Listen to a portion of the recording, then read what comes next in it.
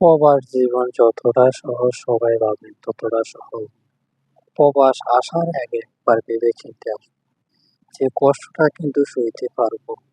বছরের পর বছর কাটাবেন, মা বা পরিবার ছেড়ে আসবেন, কিন্তু আসার আগে একবার ভেবে চিন্তে আসবেন কি সইতে পারবেন প্রবাসের কষ্ট।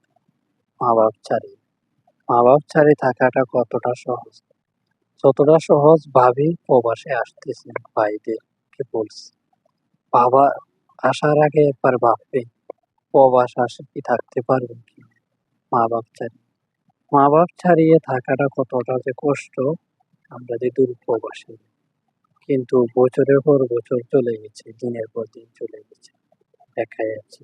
কিন্তু আপনাদের দোয়ায় আছি, আলহামদুলিল্লাহ ভালো আছি। কিন্তু আসার আগে একবার ভাববেন আমাদের এই কষ্টটার মাঝে দুইটাই পার্থক্য।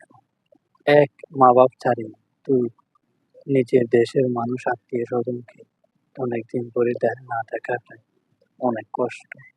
কষ্টটা যে বলি আপনাদেরকে বোঝাতে পারবো না। তাতে আপনারা কিন্তু বুঝেন ঠিকই, কিন্তু বলেন আমরা টাকা কামাই। কিন্তু টাকা যে কামাই, কিভাবে কামাই আসলে করতে পারবো। 12 ঘন্টা ডিউটি, আসা যাওয়া 16 ঘন্টা, পাকশাক করে খাওয়া দাওয়া, মাত্র 6 ঘন্টায়। কিন্তু দেশে থাকলে দেশে থাকলে ভাবতাম যে মা বাপে কি বলে এত টাকা কামাই করে দিই তবুই মন পায়। কিন্তু এখন বুঝতেছি যতটা সহজ ভাবে বাইরে আসি তখন বুঝতেছি কতটা যে জীবন কঠিন। এখন ভেবে ভেবে চিনতে পারতেছি নিজের কষ্টটা বুকের মাঝে আছে।